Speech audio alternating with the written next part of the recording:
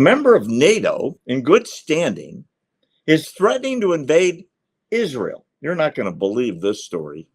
And it's grounds to be kicked out of NATO. We'll see if that happens to Erdogan in Turkey.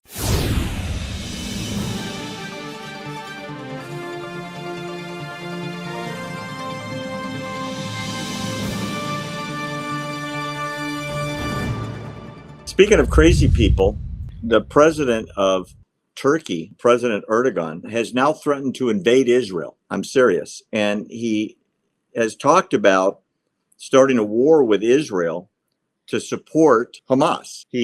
Before Ismail Haniyeh, the head of Hamas, was killed. Can you see the picture on your screen? I can.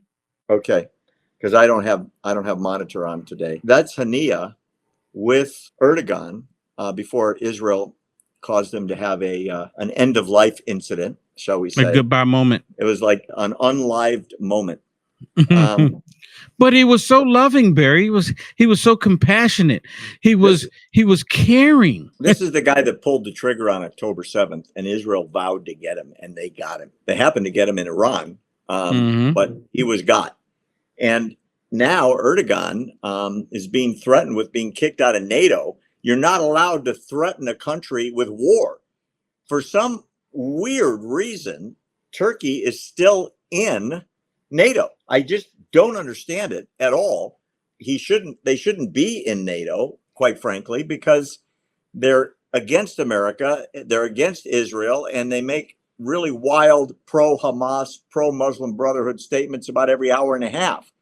They support terrorism all over the Middle East, and yet they're in NATO. Go figure. Well, I don't trust NATO either.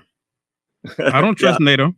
Me neither. You know, that's the reason why they're still in there, because NATO is no different than the United Nations. They have this vendetta against Israel, and they want this war to go off against Israel. They want war to go off because war is big money. They're looking to make a lot of money, and also there's this whole thing with population control that comes into play too. But NATO, NATO, they're the part of the reason why there's an issue between Russia and Ukraine right now. Because Zelensky was trying to become part of NATO, and he went ahead and did the paperwork, and Putin said, if you do the paperwork, it's going to be a game on. And he said, well, I don't care. We're going to do it anyways. And then Joe Biden not too long ago said that they're working really hard to bring Ukraine in as a part of NATO. NATO is just as corrupt as any other government on planet Earth.